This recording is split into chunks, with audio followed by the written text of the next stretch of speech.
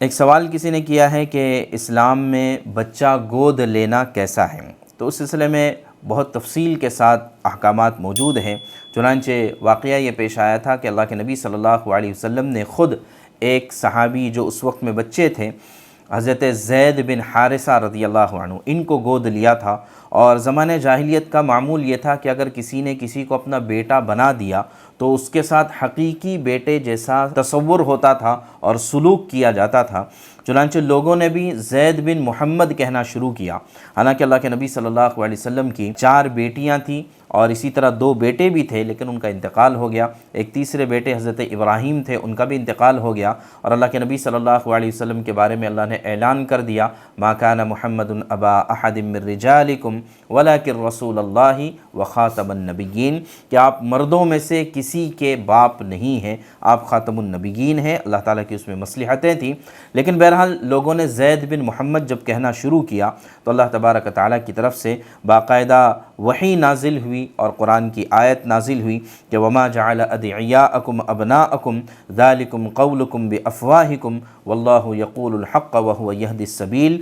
ادعوہم لآبائہم هو اقسط عند اللہ، یہ تم نے منہ بولے بیٹے کو حقیقی بیٹا تصور کرنے تم لگ گئے ہیں، حالانکہ یہ بات درست نہیں ہے۔ تم کو چاہیے کہ ان کی نسبت ان کے باپ کی طرف کی جائے، یعنی شریعت میں منشا یہ ہے کہ ہر آدمی کی جو ولدیت ہے اور ہر آدمی کا جو نسب ہے اس کو محفوظ رکھا جائے، کسی کا نسب کسی کے ساتھ جوڑا نہ جائے۔ تو اس وجہ سے شریعت میں اس طریقے پر گود لینا، اس طریقے پر ایڈاپشن کرنا کہ جس سے اس کے حقیقی باپ کا نام ہی ختم ہو جائے، تو یہ تو ناجائز اور حرام ہے۔ قرآن نے بھی صاف طور سے اس کے سلسلے میں کہا، اور حدیث میں بھی صحیح بخاری کی روایت ہے، اللہ کے نبی صلی اللہ علیہ وسلم نے فرمایا کہ من ادعا الی غیر ابیہ وہو یعلم انہ غیر ابیہ فالجنۃ علیہ حرام، کہ جو شخص جان بوجھ کر اپنے نسب کی نسبت کسی اور کی طرف کرتا ہے باپ کے علاوہ، وہ جان بوجھ کر یہ کرتا ہے تو جنت اس پر حرام ہے۔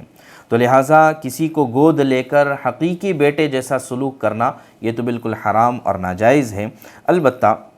اس کا مطلب یہ بھی نہیں ہے کہ اسلام میں اڈاپشن ہی جائز نہیں ہے، گود لینا ہی جائز نہیں ہے۔ نہیں، آپ کسی کو اگر بہت سی مرتبہ اللہ تبارک تعالیٰ کسی کو اولاد کی نعمت نہیں دیتے ہیں تو وہ اپنی تسکین اور تسلی کے لیے کسی کو گود لے سکتا ہے۔ اسی طرح جو ہے کسی کو اللہ نے اولاد دی ہے لیکن اس کے باوجود وہ وسعتوں کے ساتھ اور بھی کسی کی پرورش کرنا چاہتا ہے تو وہ گود لے سکتا ہے۔ البتہ 3 باتوں کا خیال رکھنا ضروری ہے۔ سب سے پہلی بات تو یہی کہ باپ کا نام تبدیل نہیں ہوگا، بلکہ اصل نسبت باپ کی طرف ہی کی جائے گی۔ تو اب یہاں پر پھر مسئلہ آ سکتا ہے کہ جب اس بچے کو گود لیا جائے گا تو گود لینے کے بعد پھر مسئلہ آئے گا کہ اس کی ایجوکیشن کے تعلق سے، اسکول میں داخلے کے تعلق سے، تو وہاں پر کس کا نام لگایا جائے۔ تو بہت سی مرتبہ بہت سے سرکاری اداروں میں، اسی طرح سرکاری دفاتر میں ہوتا یہ ہے کہ 2 آپشنز ہوتے ہیں، ایک فادرز نیم آتا ہے، ایک گارجین نیم آتا ہے۔ تو اگر جو ہے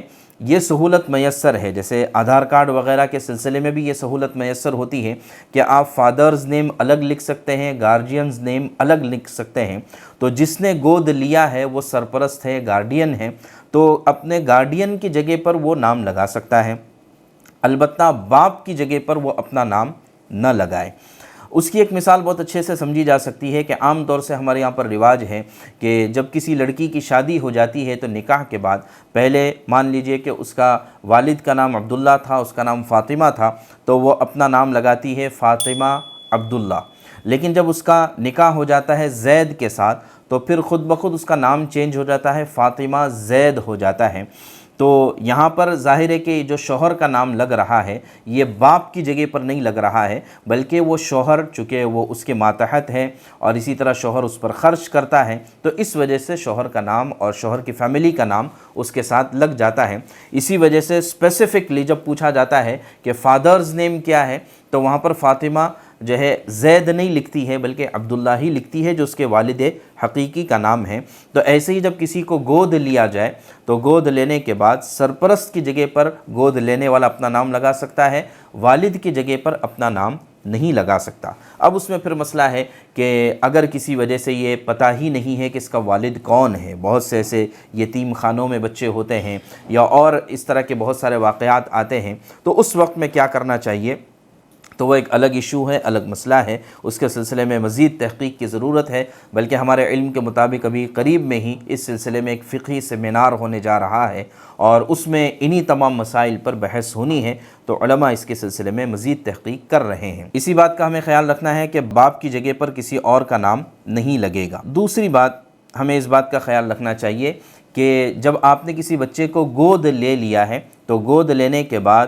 بالغ ہونے تک تو کوئی مسئلہ نہیں ہے، بالغ ہونے کے بعد پردے کے احکامات اس کے اوپر لاگو ہوتے ہیں، یعنی اگر وہ آپ کے محرم کا بچہ نہیں ہے یا آپ کا محرم نہیں ہے تو اگر وہ لڑکی ہے تو جس نے گود لیا ہے اس سے پردہ کرنا ضروری ہوگا، اور اگر جو ہے وہ لڑکا ہے تو جو اس کی بیوی ہے اس سے پردہ کرنا ضروری ہے، الا یہ کہ بچپنے کی ہی حالت میں، بچپن میں 2 سال کی عمر سے پہلے اگر اس عورت نے اس بچے کو دودھ پلا دیا ہے تب تو یہ رضاعی ماں ہو گئی، اور یہ جس نے گود لیا ہے یہ رضاعی باپ ہو گیا، تب پردے کا کوئی مسئلہ نہیں آئے گا۔ اور تیسرے نمبر پر ہے وراثت کا مسئلہ،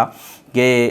یہ شخص جس کو گود لیا گیا ہے، جو یہ بچہ ہے، تو جس نے گود لیا ہے جب اس کا انتقال ہو جائے گا تو اس کی وراثت میں اس بچے کا کوئی حصہ نہیں ہوگا۔ تو پھر اب کیا کیا جائے؟ عام طور سے جن کی اولاد نہیں ہوتی ہے وہ کسی کو گود لیتے ہیں، تو اس وقت میں کیا کرنا چاہیے اس کی وراثت کے تعلق سے؟ تو بہت آسان ترتیب یہ ہے کہ یہ اپنی زندگی میں، اپنی حیات ہی میں وصیت کر جائے، یا اپنی جو جائیداد ہے، پراپرٹی ہے، وہ اس بچے کے نام کر چلا جائے۔ جب اس بچے کے نام ہو جائے گی تو ظاہر ہے کہ وہ اس کا مالک ہو گیا ہے اور اس نے اس پر قبضہ کر لیا ہے، اب اس کے انتقال کے بعد الگ سے اس کو دینے کی یا اس کا حصہ نکالنے کی ضرورت نہیں ہے۔ خلاصہ یہ کہ کسی کو اگر گود لینا ہے بچہ تو وہ گود لے سکتا ہے۔ یہ غلط فہمی ہے کہ اسلام میں اڈاپشن نہیں ہے، لے سکتا ہے، البتہ ان 3 چیزوں کا خیال کرنا چاہیے: باپ کا نام تبدیل نہ کریں، دوسرا بلوغ کے بعد پردے کے احکامات آئیں گے، اور تیسرا مرنے کے بعد وراثت میں حصہ نہیں ملے گا،